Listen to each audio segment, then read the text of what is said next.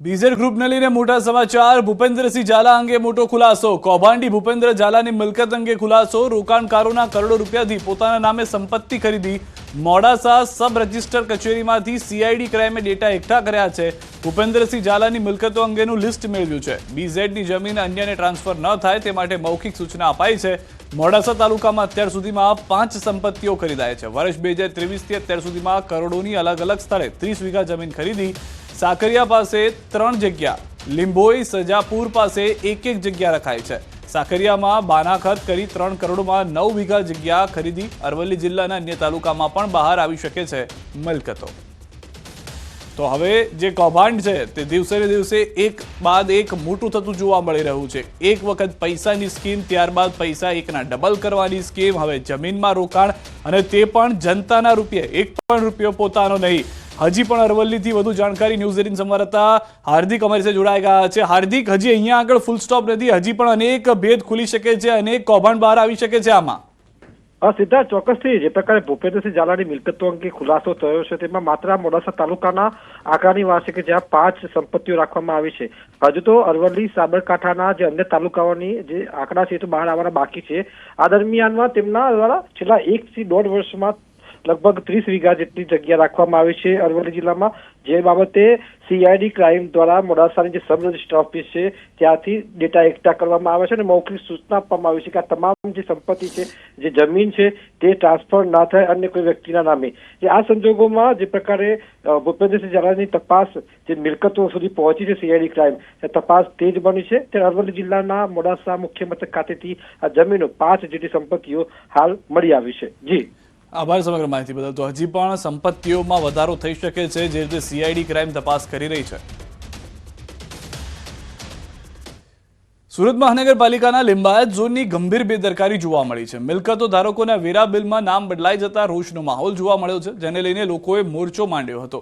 Limbayat zone વિસ્તારમાં આવેલ ભાટિયાના ખાતાના 126 મિલકતદારોના વેરામાં નામ બદલાઈ ગયા, જેથી લોકોએ ઝોન ઓફિસ બહાર વિરોધ દર્શાવી તાત્કાલિક નામ બદલ કરવા માંગ કરી છે। જોકે લિંબાયત ઝોનના આકારણી અધિકારી ડેટા એન્ટ્રીમાં ભૂલ થઈ હોવાનું રટણ કરતા જોવા મળ્યા।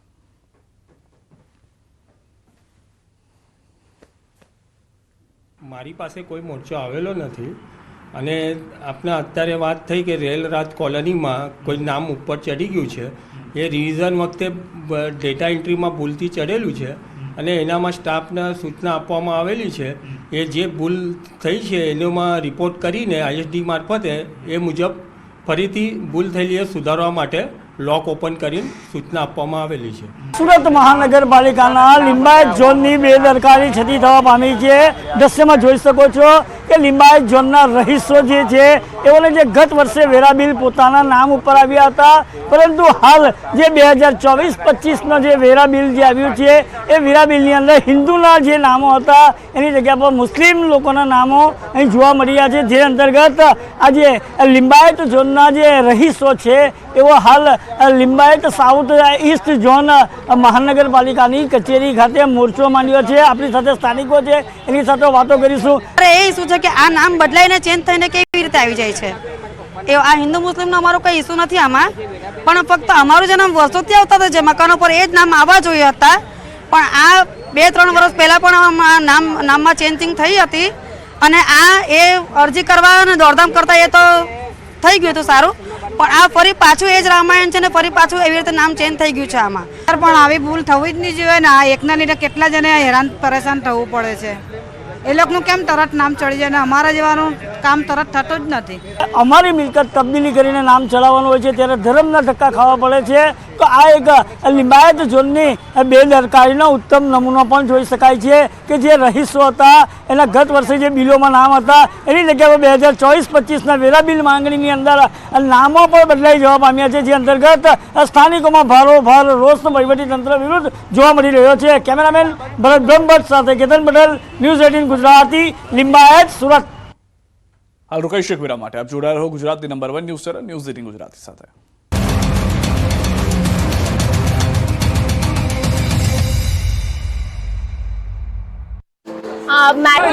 આંખમાં આંસુ,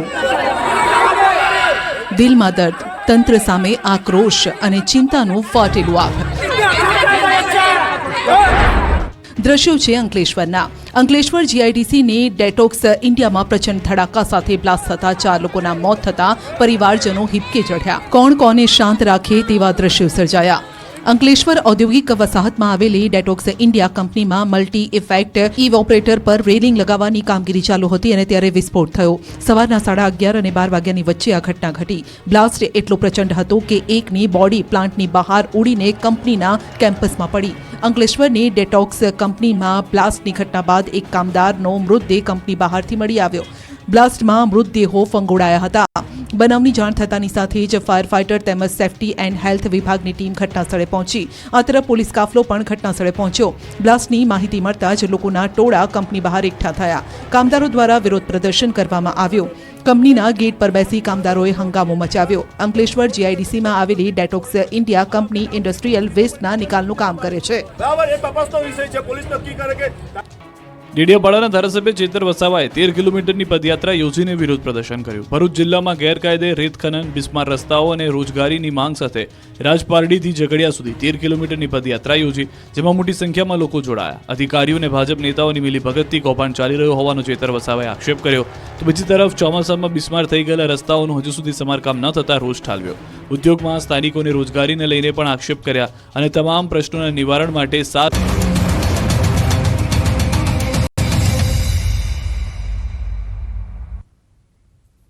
ભરૂચથી સમાચાર. અંકલેશ્વરમાં તસ્કરોનો તરખાટ. સારંગપુરની મંગલદીપ સોસાયટીમાં ચોરી થઈ છે. મકાનમાંથી સોના ચાંદીના દાગીનાની ચોરી થયા હોવાની જાણકારી છે. ₹8.33 લાખના મુદ્દામાલની ચોરી થઈ છે.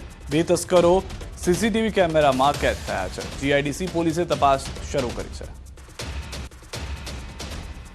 लोग सो रहे थे, 5:30 बजे से बाहर से ताला काट के चोरी करके लेके गया. सब जितने सोना चांदी का जितना आइटम था सब चोरी करके लेके गया और आजू बाजू के सबके घर का लॉक बाहर से लॉक कर दिया था कि कोई बाहर निकल नहीं सके.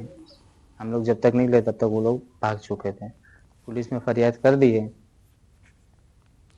અમદાવાદમાં ચોરીની ઘટનાઓ દિન પ્રતિદિન વધી રહી છે. શિયાળાની શરૂઆતની સાથે ચોર ટોળકીઓ પણ સક્રિય થઈ ગઈ છે. વસ્ત્રાપુરના સત્યમ મંગલોઝમાં તસ્કરો ત્રાટક્યા હોવાની ઘટના જોવા મળી. સવારના 5 વાગે તસ્કરો ઘરમાં ચોરી કરવા ઘૂસ્યા, જેના સીસીટીવી પણ જોવા મળ્યા. છાના પગલે આવેલી ચોર ટોળકી સીસીટીવી ફૂટેજમાં સ્પષ્ટપણે દેખાઈ રહી છે. તસ્કરો રોકડ અને અન્ય બેગ ઉઠાવી ફરાર થઈ ગયા હતા.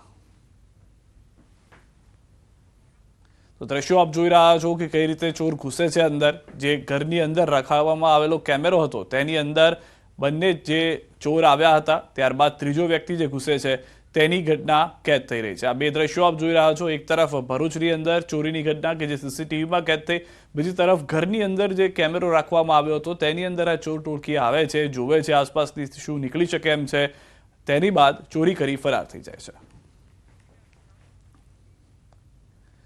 રાજકોટના જેતપુરમાં યુવતીનો આપઘાત. યુવતીના આગામી રવિવારે હતા લગ્ન પૂર્વે જ યુવતીએ ગળે ફાંસો ખાઈ જીવન ટૂંકાવ્યું. 25 વર્ષીય સુરભી રાવલિયાના આપઘાતથી ચકચાર. 1 વર્ષ અગાઉ યુવતીના ભાઈનું પણ બીમારીથી મોત થયું હતું. ભાઈના મોતથી ભાંગી પડેલ યુવતીને માતા પિતાને છોડીને સાસરે જવું ન હોવાથી આપઘાત કર્યો હોવાનું પરિવારજનોએ જણાવ્યું. મૃતકના મૃતદેહને જેતપુર હોસ્પિટલ સરકારી ખાતે પીએમ અર્થે ખસેડીને જેતપુર સિટી પોલીસે સમગ્ર મામલે તપાસ હાથ ધરી છે.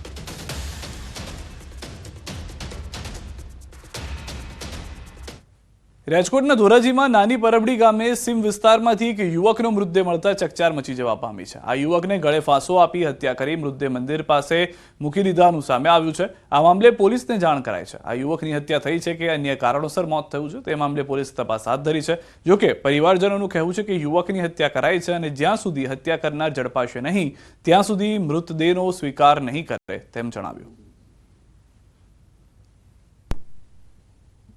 દીવાબત્તી કરવા આવ્યો અહીં મંદિરે, ત્યારે આ પોઝિશન મેં આની લાશ જોઈ અને એની ગાડી પડેલી છે. ત્યાં પડેલો હતો બરોબર. મેં લાશને સ્પર્શ કરેલો નથી. પછી ત્યાંથી હું નીકળી દીવાબત્તી કરી. મેં મારા કાકાને કાકીને બોલાવ્યા, એના મા બાપને કે ભાઈ તમારો વિમલો ક્યાં છે? તો કે એ હાંજનો નથી આવ્યો.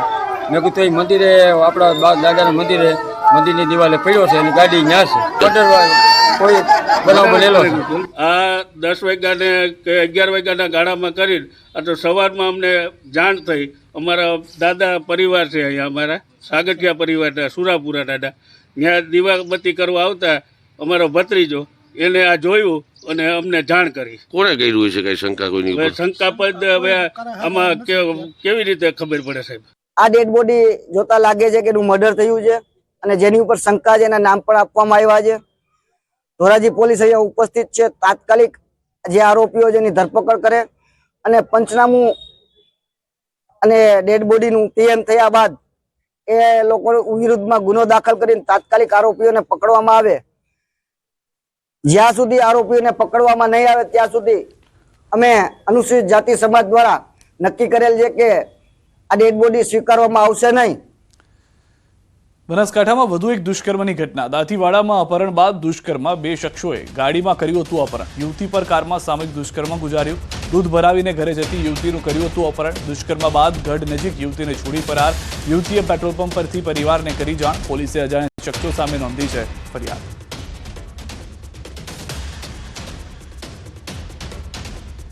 આ તરફ પાટણમાં બાળ તસ્કરી કેસમાં વધુ એકની અટકાયત થઈ છે. સાંઈ કૃપા હોસ્પિટલની મેનેજમેન્ટ કરનારની અટકાયત થઈ છે.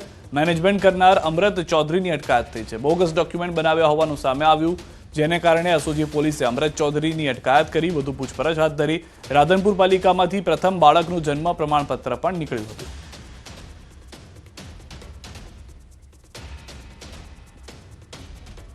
અંબાજીના ગબ્બર તળેટીમાં 51 શક્તિપીઠ મંદિરોની પ્રતિકૃતિવાળી 51 શક્તિપીઠ મંદિરોની સ્થાપના કરવામાં આવી છે.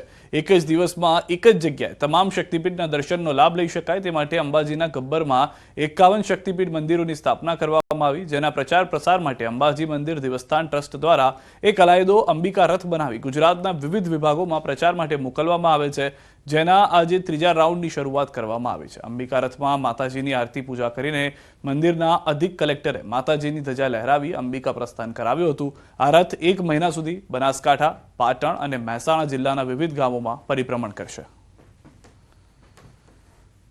ગામડે ગામડે ફરી સંતોની નોંધણી કરશે અને માતાજીનો પ્રસાદ ગામડે ગામડે પહોંચાડવામાં આવશે અને એ દ્વારા સૌ ભાવિ ભક્તો, માઈ ભક્તો અહીંયા અંબાજી સાથે અંબાજી આવે, 51 શક્તિપીઠ પરિક્રમા કરે, ગબ્બર ખાતે દર્શન કરે, એ શુભ આશયથી આ રથ આજે પ્રસ્થાન કરાવ્યું છે. અમદાવાદમાં BAPS સંસ્થાનો ભવ્ય આંતરરાષ્ટ્રીય મહોત્સવ યોજાશે. નરેન્દ્ર મોદી સ્ટેડિયમમાં આગામી તારીખ 7 ડિસેમ્બરે પ્રમુખ સ્વામી મહારાજની જન્મ જયંતિની ભવ્ય રીતે ઉજવણી કરાશે. મોદી સ્ટેડિયમમાં કાર્યકર સુવર્ણ મહોત્સવ ઉજવાશે, જેમાં દેશ વિદેશથી આવતા 1 લાખથી વધુ કાર્યકરોનું અભિવાદન ઝીલવામાં આવશે. આ ઉજવણીથી પ્રમુખ સ્વામી મહારાજને તેમના જન્મદિવસ નિમિત્તે વિશિષ્ટ ભાવાંજલિ અર્પણ કરાશે. આ સમારોહમાં BAPSના આધ્યાત્મિક વડા મહંત સ્વામી મહારાજ ઉપસ્થિત રહેશે. સાથે કેન્દ્રીય ગૃહમંત્રી અમિત શાહ અને મુખ્યમંત્રી ભૂપેન્દ્ર પટેલ સહિત અનેક મહાનુભાવો હાજર રહેશે. મહોત્સવની તડામાર તૈયારીઓ શરૂ કરી દેવાઈ છે.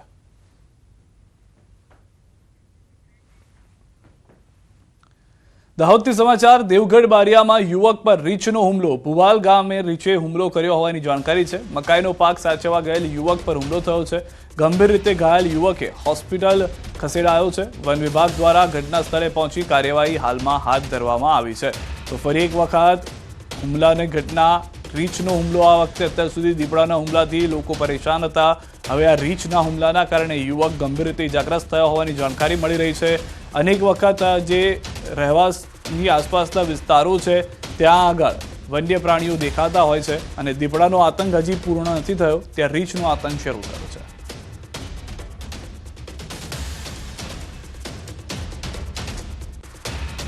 મકાઈનો પાક સાચવવા ગયેલ યુવક પર આ હુમલો થયો હોવાની પ્રાથમિક જાણકારી મળી રહી છે કે યુવક જે છે તે ખેત કામ સાથે જોડાયેલો હતો અને મકાઈનો જે પાક હતો તે સાચવવા ગયો હતો. સમાચારોમાં અત્યારે બસ આટલું જ. આપ જોતા રહો ગુજરાતની number 1 news channel news 18 Gujarati.